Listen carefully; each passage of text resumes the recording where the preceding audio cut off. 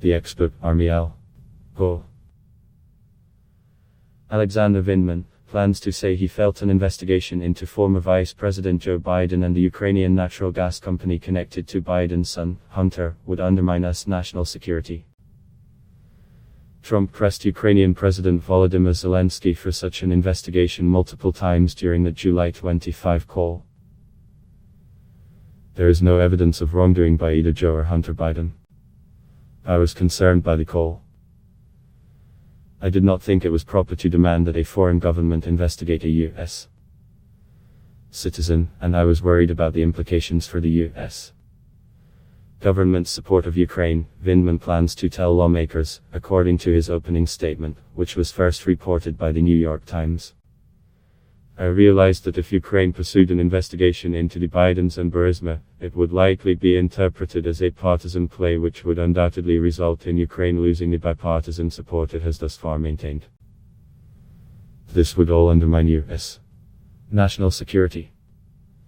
Following the call, I again reported my concerns to Ensk's lead counsel.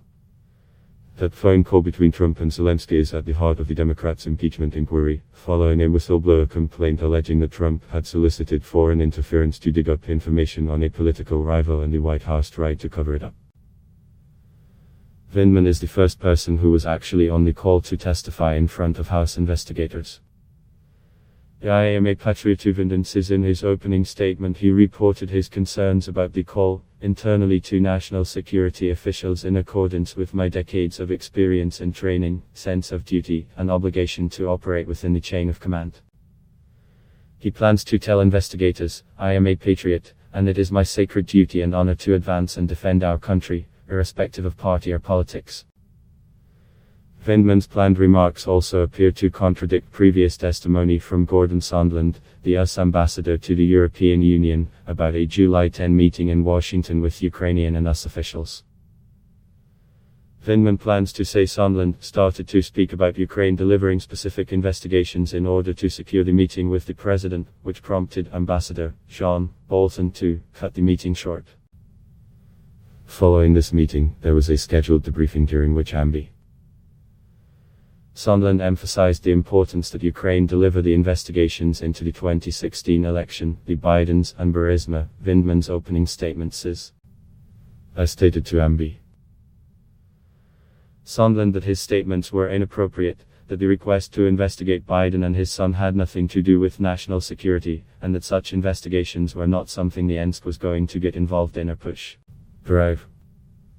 Fiona Hill then entered the room and asserted to Sondland that his statements were inappropriate. The account stands in contrast to Sondland's testimony about the meeting wherein he stated if Ambassador Bolton, Drive. Hill, or others harbored any misgivings about the propriety of what we were doing, they never shared those misgivings with me, then or later. Notably, Vindman's accounting of the meeting matches the testimony of Bill Taylor, the top US diplomat in Ukraine, who told investigators Vindman and Hill had detailed the meeting to him. Specifically, they told me that Ambassador Sondland had connected investigations with an Oval Office meeting for President Zelensky, which so irritated Ambassador Bolton that he abruptly ended the meeting, telling Drive. Hill and Mr. Vindman that they should have nothing to do with domestic politics. He also directed Drive. Hill to brief the lawyers. Taylor testified.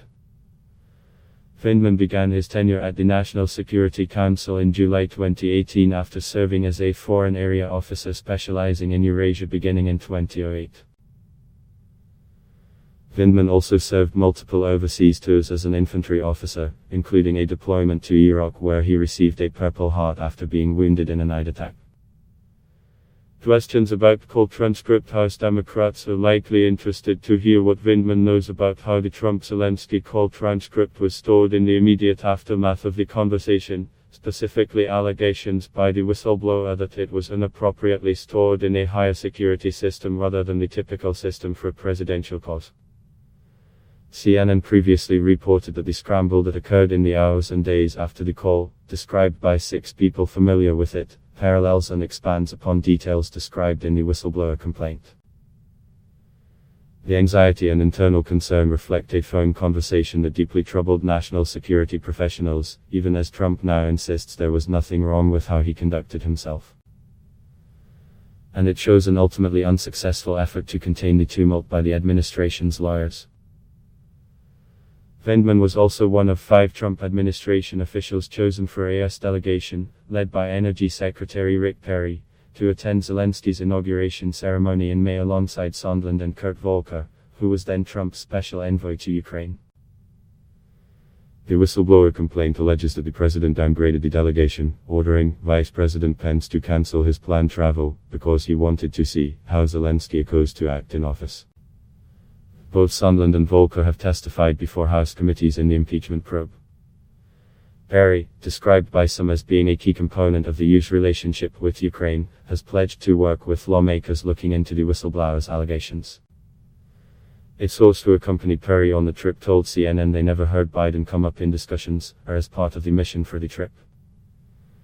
The source said Perry regularly travels at the behest of the White House. Volker resigned from his post after fallout from the whistleblower's allegations. Perry plans to leave his job in the administration by December.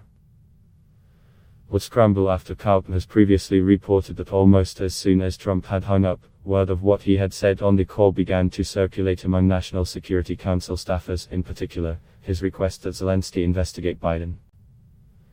The entreaty caused concern among some of his national security officials, who discussed among themselves whether Trump had crossed a line. Initially, the process of transcribing and archiving the call followed the standard procedure for dozens of previous presidential calls with foreign leaders. The raw transcript was circulated to a small group of officials, including the National Security Advisor, Deputy National Security Advisor, members of the National Security Council's Executive Secretariat and council lawyers. From there, the National Security Council director responsible for Ukraine, Vindman, reviewed the document for accuracy before it made its way to the National Security Advisor John Bolton and his deputy Charles Kupperman. At that point, the document would ordinarily have been marked limited access and shared on a need-to-know basis. But within a few days, a National Security Council lawyer, acting on orders from John Eisenberg, his boss, directed council officials to move the transcript to the codeword classified system, a former White House official said, even though there was no codeword classified material discussed during the call. One person familiar with the matter said it was possible Eisenberg ordered the call transcript placed into the codeword system after his initial call with the CIA's top lawyer to preserve the record, since he realized it could become a matter of a legal issue. But others familiar with the matter said the move came after officials became aware of the internal concerns and wanted to prevent additional people from reading the document. Correction, a previous version of this story had the wrong first name for the expert witness. CNN's Pamela Brown, Jeremy Diamond, Caitlin Collins and Kevin Liptick contributed to this report.